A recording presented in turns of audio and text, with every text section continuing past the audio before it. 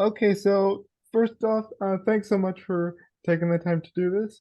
Sure. Tell me a little bit about yourself and how you got, started as a speech language pathologist. Okay, well, I've been practicing as an SLP for almost 29 years. I first thought I wanted to be a teacher, but I became a little disenchanted with that after my student teaching experience. And, excuse me, during that experience, I found I was drawn to the kids who needed extra help, and I felt a little frustrated that I didn't really seem to have the time to help them. Um, and so I graduated with my degree in early childhood education and with well, in education with an emphasis in early childhood. And I could have taught pre-K through third grade, but rather than going right into teaching, I decided to start waiting tables. And one of the restaurants that I worked at had a fundraiser for a daycare for kiddos with special needs. And I thought that sounded fun. And so I got a position there and started working there and got to know the speech therapist there, the speech pathologist. And as fun as it wasn't a whole lot of money. And I was a little frustrated and didn't know what I was going to do. And she said, you'd be a really good speech therapist. And I didn't really want to go back to school, but I thought, well, maybe I'll look into it. So I did and decided to go back to school. So I had to do a year prereqs and then I did 2 years for my master's. And that's how I got into speech pathology. Mm-hmm. Yeah, that's a pretty cool story. Waiting tables and Yeah, finding out, there's a career that's right for me. You know, yeah, pretty yeah, cool. yeah. It was fortuitous for sure. Yeah, my next question is, tell me a little bit about your work as an SLP. What's the day-to-day like? Well, for the majority of my career so far, I've provided in-home therapy for children and adults who qualify for Medicaid. I've worked exclusively in early intervention for several years, and then I branched out to seeing older clients in 2005. Um, in my primary position, I'm with an agency I've worked for since 2005, and I currently have a caseload of 30 clients who I mostly see in home. Since COVID, I've started seeing some of my clients on Zoom because everyone was on Zoom for a while, but now I just have a handful who are still on Zoom and the rest I see in person again. So I also worked in the clinic for a short time, but I found that wasn't really a good fit for me. I felt like I was a more effective therapist in person or in home or in the community settings. Um, and then I've always had an interest in AAC, which is augmentative and alternative communication. And so I made a point to develop that interest over the course of my career and eventually became an AAC specialist and did AAC evaluations and trainings kind of on the side of my caseload. And also did a little work with the ALS Association here in town for about 5 years. I took out eye gaze devices to people with ALS and helped them get that set up and trained them how to use them and how to program and their caregivers. So I did that on the side a little bit for my caseload. And then let's see, in January 2023, I was offered a part-time position as the director of the speech therapy program at Gigi's Playhouse in Phoenix. And so now I have my caseload through a private agency, and then I have a part-time position as the director of the speech therapy program at Gigi's, where I don't see clients directly, but I supervise an SLPA, and I have 3 SLPs who also work for us. And I'm helping to grow that program, and I just oversee it. Mm-hmm.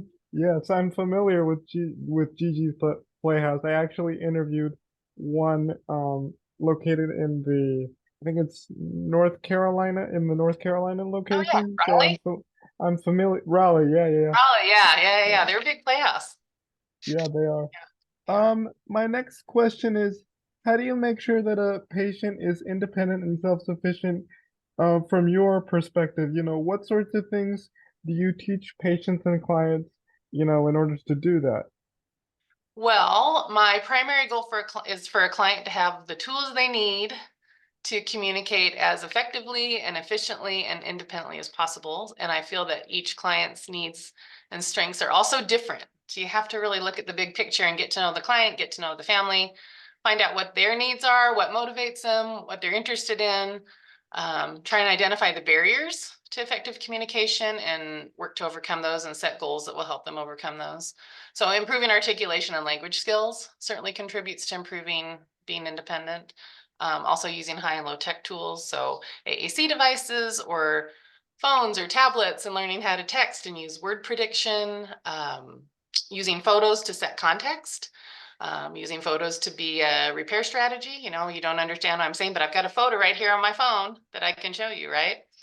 Um, for people who have complicated bodies and don't have good use of their hands, there are devices where they can use switches, or they can use different switch points on their body, switch access points. Um, and you know, selecting with AAC devices, trying to select vocabulary and vocabulary configurations that will be uh, that will help that client, that are easiest for that client to access and to grow their ability to communicate with a variety of people. Mm-hmm. My next question is tell me a little bit about the impact that speech language pathology has not just on yourself, but also on the disability community. Well, so practicing as a speech language pathologist has impacted my life significantly. It's very rewarding to see my clients make progress and overcome barriers, and just being able to more fully participate and even advocate for themselves. It's taught me how to always look for the strengths in other people, and it's taught me the importance of advocacy overall, you know, for myself and for others, and helping others learn how to advocate. Because we, as speech pathologists, we focus on improving others' communication skills.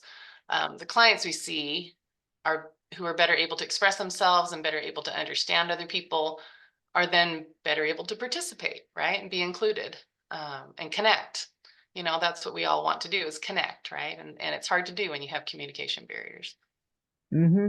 My last question is, there are a lot of students out there who just want to be like you, a speech language pathologist, Yeah. and that want to do your kind of work. So my question is, what can students studying SLP, um, like in your profession, what can they sort of take away from this conversation? How can they be a part of, that patient's success, if you will?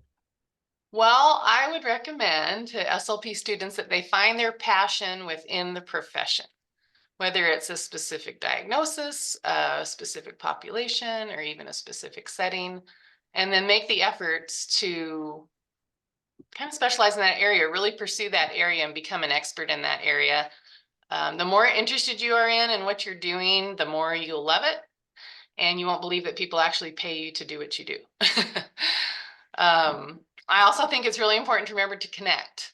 If you can't connect with a client, if you can't make a connection, and you meet somebody and you bring them in, and the first thing you do is start throwing tasks at them, and you don't really make an effort to connect, you're not going to be very successful, and it's not going to be fun for the client.